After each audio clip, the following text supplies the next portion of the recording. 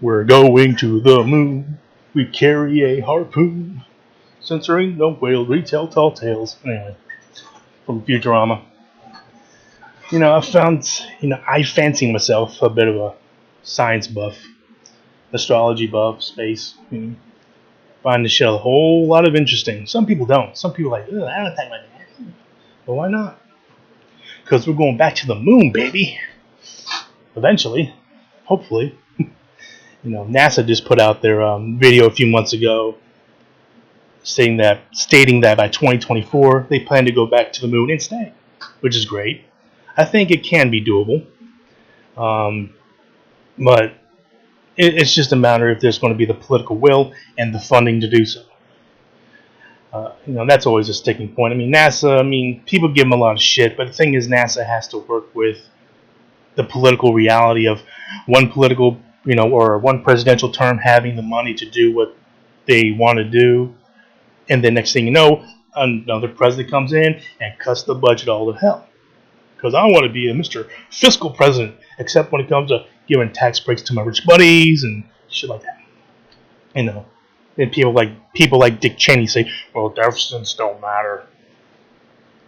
No, what he should have said was, deficits don't matter if there's a Republican in the White House, but if it's a Democrat, then deficits matter. Because that's how these Republicans act. These right-wing fucks.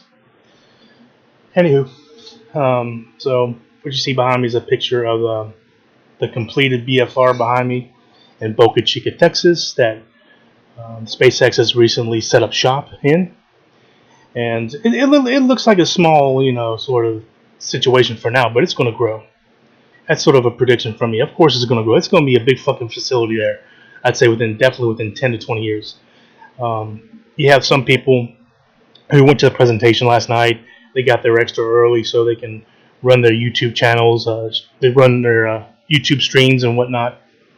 One YouTube channel in particular, The Everyday Astronaut, he went there, and he wasn't too close to it, but he was still basically in the field, and he can definitely point his camera over the direction of where this is, what you see behind me, and he wasn't really far away, but he wasn't really close either.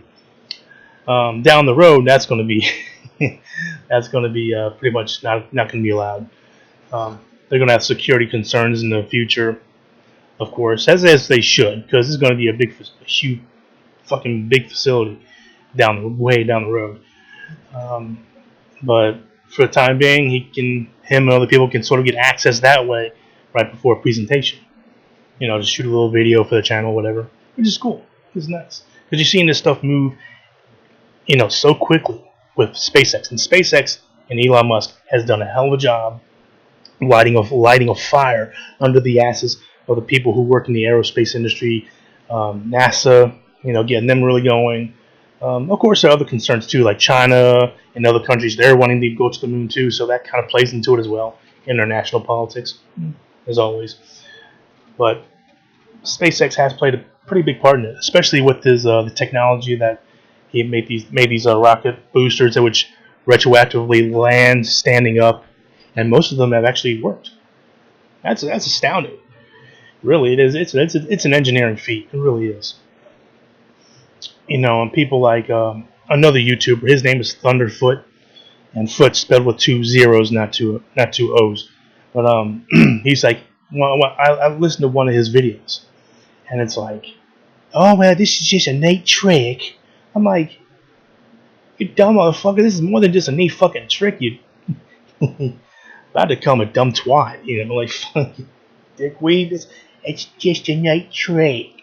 With my British accent, I know it's a shitty impersonation. I'm sorry, but when he downplays that engineering feat as just a neat, quote unquote neat trick, he can go to hell, dude. I understand he's supposed to be all skeptical and shit, and usually he does a pretty good job in his videos. But for that one little thing, at least, it's like, dude, this is a feat of engineering. Fuck you, all right? Yeah. But anywho, the fact that another thing that really bugs me about this whole thing going to the moon and all that shit, we should already have a permanent lunar presence.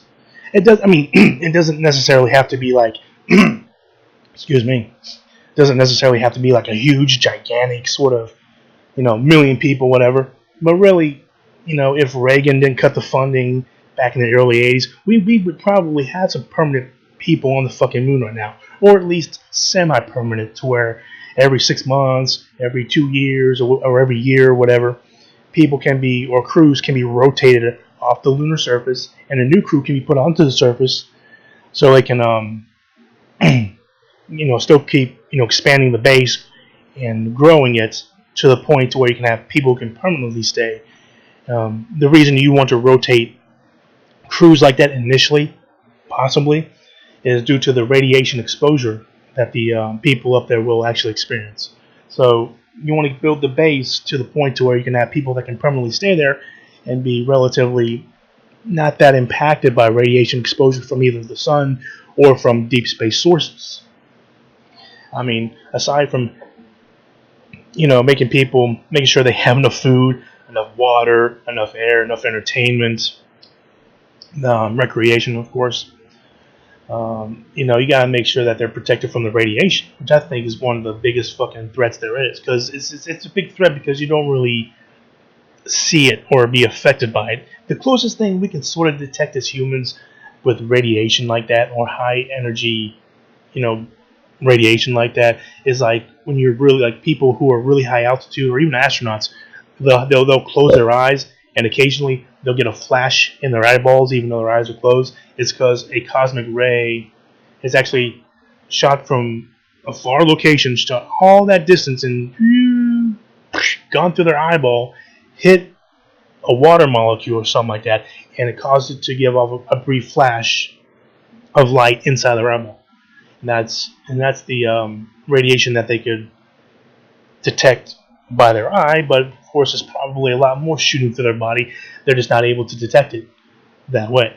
So you're able to sort of see that effect. Even the occasional high altitude flyers, jet flyers, they occasionally experience that, I think, because they're high enough in the atmosphere to where the atmosphere is not providing enough protection for us lucky bastards down here. And anyway, it's a huge concern. Radiation's a huge concern. So just for that alone. But anyway, we should already have a fucking moon base by now, or at least the general basic infrastructure. We don't even have that because people like Reagan, they cut the funding for NASA because he wanted to hook up his rich buddies and corporations. And plus, people who are religious or social conservative aren't really big fans of science anyway. Generally, they're not. You have a few that are, a few that recognize the high value of science and scientific research, but because many of those who are socially conservative are also a bunch of religious fucking nutbags, you automatically fucking just don't like science. Or at least not the kind of science that they don't like. They'll like things like Viagra, whatever they're into, whatever science makes that they like. But for the most part, like research and shit like that, exploring the universe, they're not really big on it because they're too up their heads are too far up their asses religiously to really support that. That's another reason why I don't really dig people who are socially conservative. If you say you're socially conservative and you verify that with your policy positions, I'm going to give you shit for it. I'm not necessarily going to dehumanize you. I am going to give you shit for it. Because it's shit like that causes us to have our presence on the moon and Mars delayed. We need to get up there so we can, further expand our knowledge of the universe, explore, researching new technologies that can be developed in those environments, a low gravity, type of situation, and start putting our eggs in multiple baskets instead of having nearly everyone here on this fucking planet. You know what I mean? So I applaud Elon Musk, even though he's got political or economic issues of his own, dealing with people wanting to unionize within his company. He says he supports it, but deep down that business people, business owners like Elon Musk, they'd rather not have to deal with complications that they feel that they don't think are necessary. And a layer of union being involved, well, to them that seems to them to be more like another layer of complication they got to deal with.